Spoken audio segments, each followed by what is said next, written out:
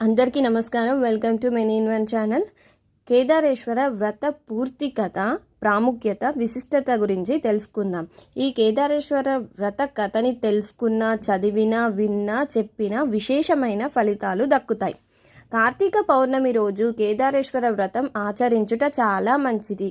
లేదా కుదరని వాళ్ళు పాడ్యమి రోజు కూడా చేసుకోవచ్చు. అలా కార్తీక పౌర్ణమికి కేదార వ్రతం ఆచరించలేనటువంటి వారు ఈ కేదార వ్రత కథను చదివినట్లయితే విశేషమైన ఫలితాలు లభిస్తాయి.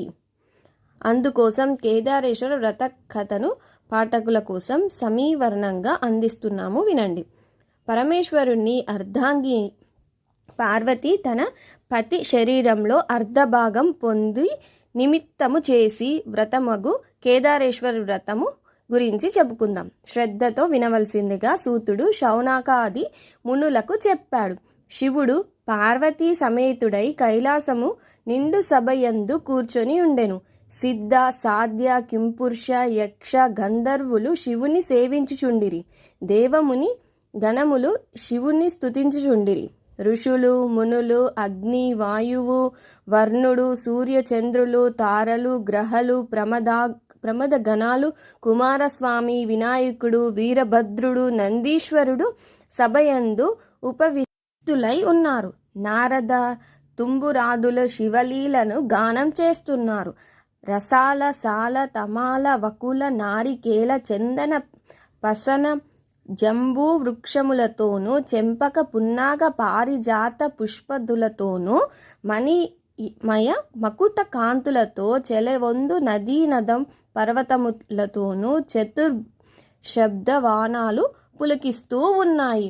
అట్టి ఆనంద కోలాహలములలో భృంగిరిటి అను శివభక్తి శ్రేష్ఠుడు ఆనంద పులకితుడై నాట్యమాడసాగాడు. అతడు వినోద సంభరితములగు నాట్యగతులతో సభాసదులను శివుణ్ణి మెప్పించుచుండెను. శివుడు అతనిని అభినందించి అంతకంత మొగలగు పార్వతిని వీడి సింహాసనము నుండి లేచి భృంగిరిటిని తన అమృత హస్తములతో తట్టి ఆశీర్వదించాడు. అదే అదనందు కృంగి మొదలగు గల వంది మాగధులు శివునకు ప్రదక్షిణం చేసి నమస్కరించారు. ఇది గమనించిన పార్వతి భర్తను చేరి, నాదా, నన్ను విడిచి నీకు మాత్రం వీరెలా నమస్కరించిరి? ఆటపాటలతో మిమ్మల్ని మెప్పించి మీ నుండి నన్ను వేరుపరిచి ఇట్లెట్లా చేసితిరి అని ప్రశ్నించెను. అంత సదాశివుడి సతీమణి పార్వతిని సందిటకు తీసుకొని, దేవి, పరమార్థ విధులగు యోగులు నీ వలన ప్రయోజనం కలగజేయబడదని నిన్ను ఇట్లు ఉపేక్షించి నాకు మాత్రం నమస్కరించారు అని జవాబిచ్చాడు. సాక్షాత్తు పరమేశ్వరుని ఇల్లాలినయ్యుండి యాదండ ప్రమాములకు నోచుకొని అయోగ్యురాలిన అని కోపగించి ఈశ్వరునితో సమానమగు యోగ్యతలకు అర్జించుకున్నటకై తపస్సునాచరించుటకై నిశ్చయించుకుంది పార్వతీదేవి. కైలాసమును వదిలి శరభ, శార్జుల, గజముల గల నాగ, గరుడ, చక్రవాక పక్షి సముదాయముతో నానావిధ ఫలపుష్ప తరుల తాదుల కూడుకొన్న సస్యశ్యామలమైన గౌతమాశ్రమానికి వచ్చింది. ఆశ్రమవాసులు అమ్మవారిని చూసి అతిథి మర్యాదలు చేసి, తల్లి, నీవెవరు? ఎవరి దానవు? ఎట్టు నుండి వచ్చితివి? నీ రాకకు గల అత్యంత కారణమేమిటి అని పార్వతీదేవిని ప్రశ్నించారు. వారి ప్రశ్నలను పార్వతీదేవి మిక్కిలి ఆనందంతో ఇలా చెప్పిరి. యజ్ఞ యాగాది క్రతువులచే పునీతమైన గౌతముని ఆశ్రమమును నియమ నిష్ట గరిష్ఠులై అలరార పుణ్యపురుషులారా, పవిత్రాంగతలారా, నేను హిమవంతుని పుత్రికను, సాక్షాత్తు పరమేశ్వరుని ఇల్లాలిని, శివుని సతిగా నా నాదునికి సమానమగు యోగ్యతను పొందగరి తపస్సాచరించి సంకల్పించుకున్నాను. ఇందు నిమిత్తమై మీ ఆశ్రమముకు వచ్చి తిని అన్నది పార్వతీదేవి. మహర్షులారా, జగన్మాత లాభిలాషులారా, నేను ఆశించిన ఫలము పొంది శివుని అర్ధాంగినై తరించుటకు తగిన వ్రతము నాకు ఉపదేశించండి అని పార్వతి వారిని కోరుకుంది. అందుకు గౌతముడు, పార్వతి ఉపస్థార్థదాయకమగు ఉత్తమ వ్రతమొకటి ఉన్నది. అది కేదారేశ్వర వ్రతము. నీవు వ్రతమును ఆచరించి మనోభిష్ట సిద్ధిని పొందవలసింది అన్నాడు గౌతముడు. వ్రత విధానము వివరించమని పార్వతీదేవి గౌతముణ్ణి కోరుకుంది. జగజ్జనని ఈ వ్రతాన్ని అశ్వయుజ మాసంలో శుక్లపక్షంలో అష్టమియందు ఆచరించవలెను. ఆ రోజున శుచిగా స్నానాదులను ఆచరించి నిర్మలమైన మనసుతో మంగళకరముగా ఏకవిశంతి దారముతో చేతికి తోరణమును ధరించి షోడశోపచార విధులతో పూజని నిర్వహించి ఆ రోజు ఉపవాసం ఉండవలెను. ఆ మర్నాడు విప్రులకు భోజనము పెట్టి ఆ తర్వాత ఆహారమును తీసుకోవలెను. ఇలా వ్రతమును ఆరంభించిన నాటి నుంచి అమావాస్య వరకు పూజా కార్యక్రమాలతో కేదారుణ్ణి ఆరాధించవలెను. ధాన్య రాశి పోసి అందు పూర్ణ కుంభముని నుంచి 21 పర్యాయములు సూత్రములను చుట్టి పట్టు వస్త్రములతో దానికి కప్పించి అందు నవరత్నములు గాని సువర్ణము గాని ఉంచి గంధ పుష్ప అక్షంతలతో పూజించాలి. దేవి 21 మంది బ్రాహ్మణులను రప్పించి వారి పాదములను కడిగి కూర్చోండబెట్టి యథావిధిగా ధూప దీప గంధ పుష్ప అక్షంతలతో పూజించి భక్ష భోజ్య నైవేద్యాలను కదలీ ఫలాలను పనులను పండ్లను అరగింపజేసి తాంబూలాలు దక్షిణలు ఇచ్చి వారులను తృప్తిపరచవలెను. ఈ తీరున వ్రతమాచరించిన వారికి శివుడి అనుగ్రహించి మనోదిష్టాలను చేస్తాడు అని గౌతముడు పార్వతీదేవికి వివరించాడు.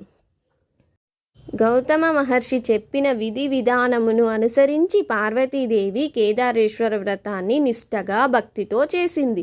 పరమేశ్వరుడు సంతోషితుడై ఆమె అభిష్టానుసారం తన శరీరంలో సగభాగాన్ని పార్వతీదేవికి అనుగ్రహించెను.